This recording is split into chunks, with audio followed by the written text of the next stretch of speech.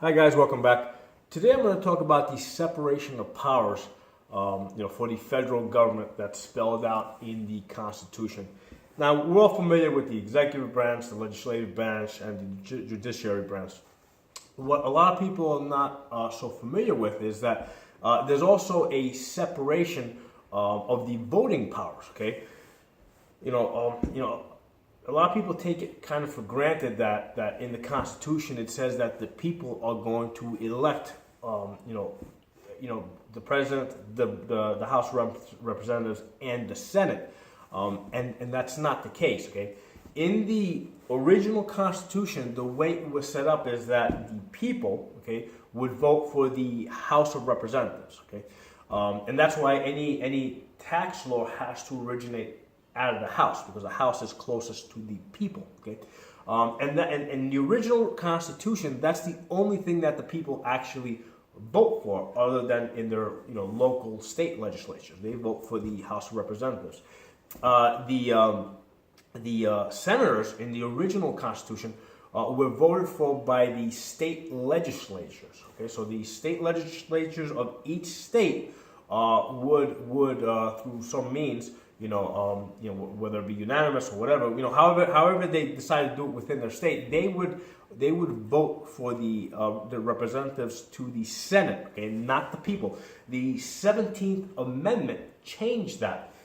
Now, with that change came something very drastic, and I'm not convinced that switching the election of senators to a popular vote was a good thing for the republic. Okay, because what happened was that prior to the 17th Amendment, when the senators were elected specifically by the state legislatures, what tended to happen is that the senators were loyal to the states. They were more in favor of state rights. Okay, what I see historically is that after the 17th Amendment, where the senators are now elected directly by the people, there's really no connection between the senators and their state. They're basically going straight to the people. And what has happened is that over a period of time, the senators have basically given or agreed to give more and more power to the federal government. Okay, whereas before, when the senators were being elected specifically by the state legislatures, they were more in favor of of keeping power in the states. Okay, so I think that even while on the surface it seems like a good idea to have the people vote for the senators directly, I think that the long-term result has been more power to the federal government. Okay, now as far as the president, okay, the Constitution basically says that the states, through whatever means, get to decide how their electoral votes go for the president. Now, that can be whatever they want. I mean, they can flip a coin, they can use a dartboard. Basically, the Constitution leaves it entirely up to the states to figure out what method that they are going to choose to give the to distribute their electoral votes for the office of the presidency, and whether it's winner take all or whether they're going to split it. So all that stays with all that power belongs to the states. Now, it just so happens that all the states over time have agreed to make that a direct vote. But that it doesn't have to be that way, and the states could basically decide to change that. And again, I see wisdom in the way that the founding fathers set this up. I mean, basically, they were interested in a separation of power. They didn't want all the power in one place. They didn't want the country to be swayed by sudden emotions. Okay. That's why, for example, the House, they're elected every 2 years. The senators are in every 6 years. And the president's every 4 years.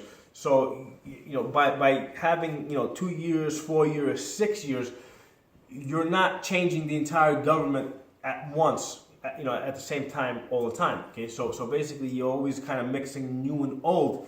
And the overall objective of all this is stability. Okay. What the founding fathers wanted more than anything else was consistency and stability. If you guys, if you've ever been with 5 or 6 people and you're trying to decide where you're going to go to dinner, a lot of times you can see how difficult it can be for just 5 or 6 people to decide, what they're going to do. Okay, now imagine you have 400 plus people, or 500 people in the Congress trying to agree to one thing. Well, you can see that it's really hard to get a lot of people to agree to something, and the end results tend to be stability. Nothing new happens; things stay the same. So the way the Constitution is set up, it favors status quo in favor of stability. They're my thoughts for today. Thanks for watching. Oh, and one of the things I keep forgetting to tell you guys: if you like the videos, hit some like buttons. And subscribe buttons. And the reason for that is I think if you hit the like buttons, what I think ends up happening is that I don't get any money out of this. I don't monetize this channel or anything like that. I'm not interested in any of that. But what I think it does is that more people see it, and it might bring more people to this channel. And my goal is basically just to get the information out there and to help get as many people over to our side as I possibly can. But thanks for watching. I'll talk to you guys next time.